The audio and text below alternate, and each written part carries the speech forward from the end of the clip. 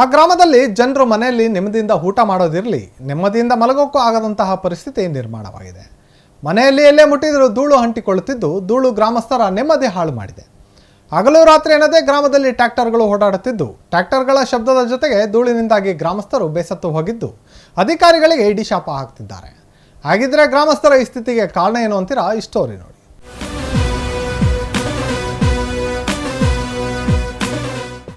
Tractor ಶಬ್ದ, ಧೂಳಿನಿಂದ ಜನರ ನೆಮ್ಮದಿ ಹಾಳು.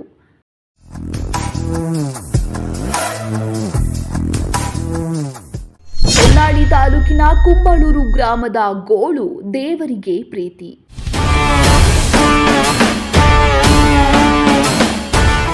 ಅಕ್ರಮ ಮಣ್ಣು ಸಾಗಾಣಿಕೆ ಮಾಡುವವರ ವಿರುದ್ಧ ಗ್ರಾಮಸ್ಥರ ಆಕ್ರೋಶ.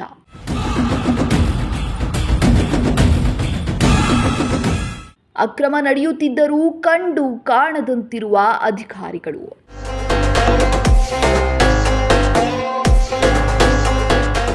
ದಾವಣಗೆರೆಯ ಪ್ರತಿಷ್ಠಿತ JH Patel academy, BIT road near Hemavathi hostel, Davangere. Admission open now. ಹೀಗೆ ವಿಶಾಲವಾಗಿ ಹರಡಿಕೊಂಡಿರುವ ಚಿನ್ಮುಲಾದ್ರಿ ಪರ್ವತ ಮಳೆಗಾಲ ಬಂತಂದ್ರೆ ಸಾಕು ಹಚ್ಚ ಹಸಿರಿನಿಂದ ಕಂಗೊಳಿಸುತ್ತದೆ. ಸಾಕಷ್ಟು ಪ್ರಾಣಿ ಪಕ್ಷಿಗಳ ಆವಾಸ ಸ್ಥಾನವಾಗಿರುವ ಚಿನ್ಮುಲಾದ್ರಿ ಪರ್ವತದಲ್ಲಿ ಇದೀಗ ಅಕ್ರಮ ಮಣ್ಣುಗಾರಿಕೆ ಹೆಗ್ಗಿಲ್ಲದೆ ನಡೆಯುತ್ತಿದೆ. ಹೌದು, ದಾವಣಗೆರೆ ಜಿಲ್ಲೆಯ ಹೊನ್ನಾಳಿ ತಾಲೂಕಿನ ಕುಂಬಳೂರು ಸಮೀಪದ ಚಿನ್ಮುಲಾದ್ರಿ ಪರ್ವತದಲ್ಲಿ ಅಕ್ರಮ ಮಣ್ಣು ಗಣಿಗಾರಿಕೆ ನಡೆಯುತ್ತಿದೆ. ಪ್ರತಿನಿತ್ಯ ನೂರಾರು ಟ್ರ್ಯಾಕ್ಟರ್ಗಳಲ್ಲಿ ಇಲ್ಲಿಂದ ಮಣ್ಣು ಅಕ್ರಮವಾಗಿ ತೆಗೆದುಕೊಂಡು ಹೋಗುತ್ತಿದ್ದಾರೆ. ಕಳೆದ ಕೆಲ ದಿನಗಳಿಂದ ಹಗಲು ರಾತ್ರಿ ಎನ್ನದೇ ಅಕ್ರಮವಾಗಿ ಮಣ್ಣನ್ನ ಟ್ರ್ಯಾಕ್ಟರ್ಗಳಲ್ಲಿ ಸಾಗಿಸುತ್ತಿದ್ದು ಟ್ರ್ಯಾಕ್ಟರ್ಗಳ ಶಬ್ದದ ಜೊತೆಗೆ ಧೂಳಿನಿಂದಾಗಿ ಕುಂಬಳೂರು ಗ್ರಾಮಸ್ಥರು ಅಕ್ಷರಶಃ ನಲುಗಿ ಹೋಗಿದ್ದಾರೆ. ಮನೆಯಲ್ಲಿ ನೆಮ್ಮದಿಯಿಂದ ಕೂರಲು ಆಗದೆ, ಮಲಗಲು ಆಗದೆ, ಊಟ ಮಾಡಲು ಆಗದೆ ಗ್ರಾಮಸ್ಥರು ಸಂಕಷ್ಟಕ್ಕೆ ಸಿಲುಕಿದ್ದಾರೆ.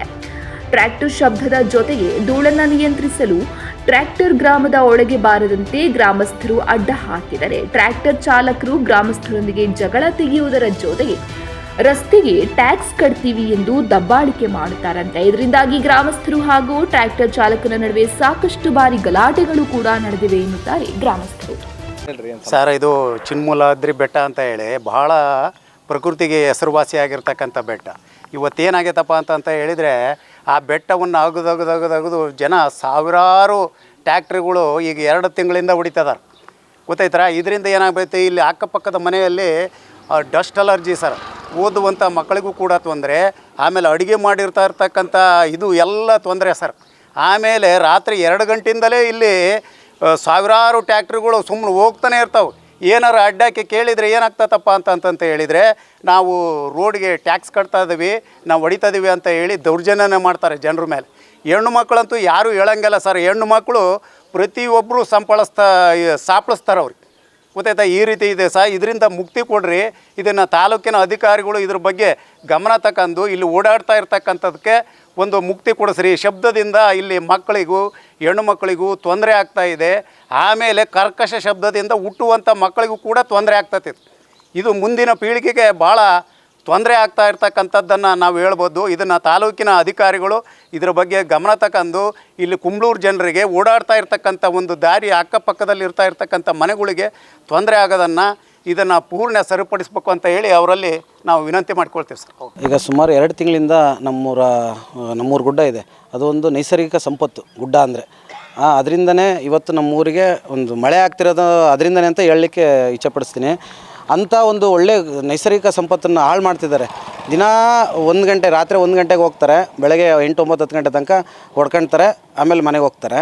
ಅಧಿಕಾರಿಗಳಿಗೆ ಕೇಳಿದರೆ ಏನು ಹೇಳ್ತಾರೆ, ತಹಶೀಲ್ದಾರ್ ಅವರಿಗೆ, ನಾವು ಅಲ್ಲಿದ್ದೀವಿ, ಬರ್ತೀವಿ, ಮೀಟಿಂಗಲ್ಲಿದ್ದೀವಿ. ನಿನ್ನೆ ತಾನೇ ನಾನು ಫೋನ್ ಮಾಡಿದ್ದೀನಿ ತಹಶೀಲ್ದಾರಿಗೆ 10 ಸಲ ಫೋನ್ ಮಾಡಿದ್ದೀನಿ. ಆ ಥರ ಕಾಲ್ ಲಿಸ್ಟ್ ಇದೆ. ತಹಶೀಲ್ದಾರ್ ಈಗ ಬಂದೆ ಮೀಟಿಂಗ್ ಮುಗಿಸ್ಕೊಂಬಂದೆ ಅಂದರು. ಇವತ್ತು ಬೆಳಗ್ಗೆ ಕೂಡ ಫೋನ್ ಮಾಡಿದ್ದೀನಿ. ಹಾಗೂ ಆರಿಕೆ ಉತ್ತರ ಹೇಳ್ತಿದ್ದಾರೆ. ಅವರು ಕೂಡ ಇದು ನೇರ ಹೊಣೆ. ನಾವು ಹೇಳಬೇಕಂದ್ರೆ ತಹಶೀಲ್ದಾರೇ ನೇರ ಹೊಣೆ. ಅವರು ಕೂಡ ಶಾಮೀಲಾಗಿದ್ದಾರೆ ಅಂತ ನಾನು ಹೇಳಕ್ಕೆ ಇಷ್ಟಪಡ್ತೀನಿ.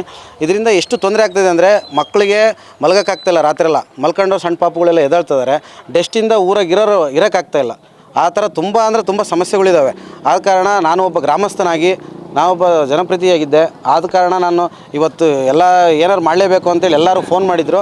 ಆದ ಕಾರಣ ಎಲ್ಲ ಸೇರಿ ಇವತ್ತು ಅಧಿಕಾರಿಗಳಿಂದ ಆಗಿಲ್ಲ, ಮೀಡಿಯಾದಿಂದನಾರು ಇವತ್ತು ನಮಗೇನಾರು ಒಂದು ನ್ಯಾಯ ಸಿಗುತ್ತೆ ನಮ್ಮ ಗ್ರಾಮಕ್ಕೆ ಅಂತೇಳಿ ಅವರು ದೌರ್ಜನ್ಯ ಮಾಡ್ತಿದ್ದಾರೆ. ನಾವು ತಹಶೀಲ್ದಾರರೇ ಹೇಳ್ಕೊಂಡಿವ್ರಿ, ತಹಶೀಲ್ದಾರೇ ಪರ್ಮಿಷನ್ ಕೊಟ್ಟಿದ್ದಾರೆ, ನಮಗೆ ಪರ್ಮಿಷನ್ ಪತ್ರ ತೋರಿಸಪ್ಪ ಅಂದರೆ ತೋರಿಸ್ತಾ ಇಲ್ಲ. ಅದು ಗುಡ್ಡ, ಅದು ತಹಶೀಲ್ದಾರಲ್ಲ, ಡಿ ಸಿನೂ ಪರ್ಮಿಷನ್ ಕೊಡೋಕ್ಕೆ ಬರೋಲ್ಲ ನಮಗೆ ಗೊತ್ತದ ಪ್ರಕಾರ.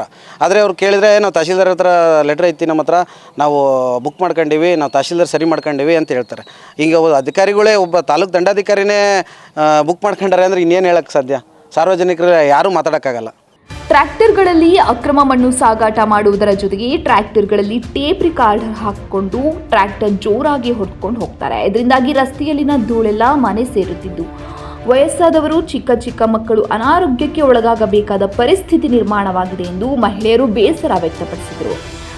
ಅಷ್ಟೇ ಅಲ್ಲದೆ ಅಕ್ರಮ ಮಣ್ಣು ಗಣಿಗಾರಿಕೆ ಬಗ್ಗೆ ಅಧಿಕಾರಿಗಳ ಗಮನಕ್ಕೆ ತಂದರೂ ಕೂಡ ಯಾವುದೇ ಪ್ರಯೋಜನವಾಗಿಲ್ಲ ಎಂದು ಅಸಮಾಧಾನ ಹೊರಹಾಕಿತು. ಮಕ್ಕಳು ಮಲಗಕ್ಕಾಗ್ತಿಲ್ಲ, ಬೆಳಗ್ಗೆ 3 ಗಂಟೆಗೆ ಮಣ್ಣು ಹೊಡೆಯಕ್ಕೆ ಸ್ಟಾರ್ಟ್ ಮಾಡ್ತಿದ್ದಾರೆ. ಅದಕ್ಕೆ ಸಂಬಂಧಪಟ್ಟ ಅಧಿಕಾರಿಗಳಿಗೆ ಎಲ್ಲರಿಗೂ ಫೋನ್ ಮಾಡಿದ್ವಿ, ಯಾರೂ ಏನೂ ರೆಸ್ಪಾಂಡ್ ಮಾಡ್ತಿಲ್ಲ. ಅವರು ಅಷ್ಟೇ ನಿಲ್ಲಿಸಿ, ಗಾಡಿ ನಿಲ್ಲಿಸಿ ಎಲ್ಲನೂ ಹೇಳಿ ಹೊಡಿಬೇಡ್ರಿ ಅಂತ ಹೇಳಿದ್ರು 3 ಗಂಟೆಯಿಂದ ಹೊಡಿತಿದ್ದಾರೆ. ಎಷ್ಟು ಹೇಳಿದ್ರು ಅಷ್ಟೇ ಅವ್ರು ಬಿಡ್ತಾ ಇಲ್ಲ. ಅದಕ್ಕೆ ಪರ್ಮಿಷನ್ ಇದೆಯಾ ಅಂತ ಕೇಳಿದ್ರೆ ಇದೆ ಅಂತ ಒಬ್ರು ಹೇಳ್ತಾರೆ, ಇಲ್ಲ ಅಂತ ಒಬ್ರು ಹೇಳ್ತಾರೆ. ಇದೆಯೋ ಇಲ್ವೋ ಅದು ಫೋನ್ ಮಾಡಿದ್ರು ಅವರು ಯಾವುದಕ್ಕೂ ರೆಸ್ಪಾಂಡ್ ಮಾಡ್ತಿಲ್ಲ. ನಾವೇನಂತ ಹೇಳಬೇಕು? ಈಗ ನಾವು ನಿಲ್ಸೋಕ್ಕೂ ಆಗಲ್ಲ, ನಿಲ್ಸಿದ್ರೆ ಜಗಳ ಮಾಡಕ್ಕೆ ಬರ್ತಾರೆ. ಇರೋದು ನಮ್ಮದು ಒಂದು ಮನೆ, ಇಲ್ಲಿ ಎಲ್ಲರೂ ಸೇರಿ ನಿಲ್ಸಿದ್ರೆ ನಾವು ನಿಲ್ಲಿಸ್ಬೋದು, ಅಲ್ಲಿ ನಿಲ್ಸಿದ್ರೆ ಊರೊಳಗೆ ಚಾನಲ್ ಮೇಲೆ ಹೋಗ್ತಿದ್ದಾರೆ. ಇನ್ನೇನು ಮಾಡೋದು ಮತ್ತೆ? ಪ್ರತಿದಿನ ಏನೋ ತಿಂಗಳಾಯ್ತು, ಒಂದಿನ 2 ದಿನದಲ್ಲ, ಇದು 1 ತಿಂಗಳಿಂದನೂ ಇದೇ ಕೆಲಸನೇ ಮಾಡ್ತಿರೋದು. ಯಾರಾದರೂ ಬಂದರೆ ಅದಕ್ಕೆ ಸಂಬಂಧಪಟ್ಟವರು ಆವಾಗೆಲ್ಲ ಕೆರೆ ಮಣ್ಣು ಹೊಡಿತಾರೆ, ಅದು ಅವರೆಲ್ಲ ಹೋದ್ಮೇಲೆ ಇದು ಗ್ರಾವೆಲ್ ಹೊಡಿತಿದ್ದಾರೆ. ಗುಡ್ಡದ ಮಣ್ಣು ಹೊಡಿತಿರೋದು. ಬೆಳಗಿನ ಜಾವ 3 ಗಂಟೆಗೆ ಸ್ಟಾರ್ಟ್ ಮಾಡ್ತಾರೆ. ಹಿಂಗೇನಾದರೂ ಒಂದಿನ ಗಲಾಟೆ ಮಾಡಿದ್ವಿ ಅಂದರೆ ಇನ್ನೊಂದಿನ ಆಗಲೇ 5 ಗಂಟೆಗೆ ಸ್ಟಾರ್ಟ್ ಮಾಡ್ತಾರೆ. ಫುಲ್ ಗಾಡಿನೇ ನಿಲ್ಸಿದ್ವಿ ಅಂದರೆ 8 ಗಂಟೆ ಮೇಲೆ ಹೊಡ್ಕೊಳ್ರಿ, ನೀರು ಹಾಕ್ಕೊಂಡು ಧೂಳಾಗತ್ತೆ ಅಂತಂದರೆ 8 ಗಂಟೆಯಿಂದ ಸಂಜೆ 6 ಗಂಟೆ 7 ಗಂಟೆವರೆಗೂ ಹೊಡಿತಾರೆ. ನಮ್ದೇನಪ್ಪ ಅಂದರೆ ನಿಲ್ಲಿಸ್ಬೇಕಿದು. ಮಕ್ಕಳು ಮಲಗೋಕ್ಕಾಗಂಗಿಲ್ಲ. ಬೆಳಗಿನ ಜಾವ ನೋಡಿರಿ, ಮಗಳಿಗೆ ಆರಾಮಿಲ್ಲ. ಈಗ ಹೆಚ್ಚು ಕಮ್ಮಿ 1 ತಿಂಗಳಾಯಿತು ಸರಿ ನಿದ್ದೆ ಮಾಡ್ತಿಲ್ಲ. ಇವತ್ತಾಗಲೇ ನಿನ್ನೆಯಿಂದ ಜ್ವರ ಸ್ಟಾರ್ಟ್ ಆಗಿದ್ದಾವೆ. ನಮಗೆ ನಿದ್ದೆ ಇಲ್ಲದೆ ಇರೋಕ್ಕಾಗಲ್ಲ. ಇನ್ನು ಮಕ್ಳು ಹೆಂಗಿರ್ತಾವೆ? ಸಮಸ್ಯೆ ಅನ್ನೋದಕ್ಕಿಂತ ಭಾಳನೇ ಸಮಸ್ಯೆ ಸರ್. ರಾತ್ರಿಯೆಲ್ಲ ನಿದ್ದೆನೇ ಮಾಡೋಕ್ಕಾಗಲ್ಲ, ಅಷ್ಟು ಟ್ಯಾಕ್ಟ್ರಿಗಳು ಹೊಡಿತವೆ. ಈಗ ಯಾರೇ ಕೇಳಿದರೆ ರೋಡು ನಾವು ಹೊಡ್ಕೊಂತೀವಿ ಅಂತ ಹೇಳ್ತಾರೆ. ಲಂಚನ ಇಸ್ಕೊಂಡು ಒಳಗಿಂದೊಳಗೆ ಲಂಚನ ಇಸ್ಕೊಂತಾರೆ, ಓಡಾಡೋಕೆ ಬಿಡ್ತಾರೆ ಟ್ಯಾಕ್ಟ್ರಿ. ಆಗ ಹಂಗಾಗ್ಬಿಡ್ತದೆ ಸರ್, ಭಾಳನೇ ಸಮಸ್ಯೆ. ಒಂದು ಟಿ ವಿ ನೋಡೋಕ್ಕಾಗಲ್ಲ, ಮಲಿಕೊಳಕ್ಕಾಗಲ್ಲ. ಮಧ್ಯಾಹ್ನ ರಾತ್ರಿ ಸರ್ವತ್ತಿಗೆ ಇನ್ನು ಟ್ಯಾಕ್ಟ್ರಿ ಬಿಡ್ತಾರೆ. ಹಂಗಾಗಿ ಭಾಳ ಸಮಸ್ಯೆ ಸರ್. ಇಲ್ಲಿ 150-200 ಟ್ಯಾಕ್ಟ್ರಿ ಓಡಾಡ್ತಾವೆ ಸರ್. ಕೇಳಲ್ಲ ನಮ್ಮ ಮಾತು. ರೋಡ್ ಐತೆ ಹೊಡ್ಕೊಂಡು ಹೋಗ್ತೀವಿ ಅಂತ ಹೇಳ್ತಾರೆ. ಹೇಳಿದ್ವಿ ಸರ್, ಪಂಚಾಯತಿಗೆಲ್ಲ ಹೇಳಿದ್ವಿ, ಬಿ ಡಿ ಓಗೆಲ್ಲ ಹೇಳಿದ್ವಿ. ಅವರು ಬಂದು ಇದನ್ನು ಮಾಡಿದ್ರು. ಅವ್ರು ಯಾರಿಗೂ ಮೈಟ್ ಮಾಡ್ತಿಲ್ಲ ಸರ್. ಟ್ಯಾಕ್ಟ್ರಿಗಳು ನಿಲ್ಲಿಸ್ಬೇಕು. ಗ್ರಾವೆಲ್ ಹೊಡಿತಾ ಅದಾರ್ರಿ, ರಾತ್ರಿ ಎಲ್ಲ ಹೊಡಿತಾರ. ಮನೆಯಾಗೆಲ್ಲ ಧೂಳ, ನಿದ್ದೆ ಬರೋದಿಲ್ಲ. ಓದ್ಕೆನ ಹುಡ್ರಿಗೆಲ್ಲ ಸಮಸ್ಯೆ ಆಗುತ್ತೆ. ಈಗೆಲ್ಲ ಒಂದು 2 ತಿಂಗಳ ಮೇಲೆ ಆಯ್ತು ರೀ. ಅಧಿಕಾರಿಗಳು ಎಲ್ಲಿ ಬರ್ತಾರೆ ಇಲ್ಲಿ? ಅವ್ರು ಎಲ್ಲಿ ಬರೋದಿಲ್ಲ, ಲಂಚ ಇಸ್ಕೊಂತಾರ ಹೋಗ್ತಾರ. ಬೆಳಿಗ್ಗೆ ಎಲ್ಲಿ ರಾತ್ರಿ ಎಲ್ಲ ಹೊಡಿತಾರೆ, ಮತ್ತೆ ರಾತ್ರಿ ಎಲ್ಲ ಹೊಡಿತಾರೆ ನೋಡಿ. ಒಂದು 500 ಟ್ಯಾಕ್ಟ್ರಿ ಹೊಡಿತಾವ್ರಿ. ನಮಗೆ ಜೋರು ಮಾಡ್ತಾರೆ. ರೋಡು ನಾವು ಹೊಡ್ಕೊಂಡು ಹೋಗ್ರಿ ಅಂತಾರೆ. ಏನಾದರೂ ಸಂಬಂಧಪಟ್ಟ ಇಲಾಖೆಯ ಅಧಿಕಾರಿಗಳು ಎಚ್ಚೆತ್ತುಕೊಂಡ ಅಕ್ರಮಕ್ಕೆ ಬ್ರೇಕ್ ಹಾಕುವುದರ ಜೊತೆಗೆ ಅಕ್ರಮ ಮಣ್ಣು ಸಾಗಾಣಿಕೆ ಮಾಡುವವರ ವಿರುದ್ಧ ಯಾವ ಕ್ರಮ ಕೈಗೊಳ್ಳಲಿದೆ ಎಂಬುದನ್ನು ಕಾದು ನೋಡಬೇಕಿದೆ.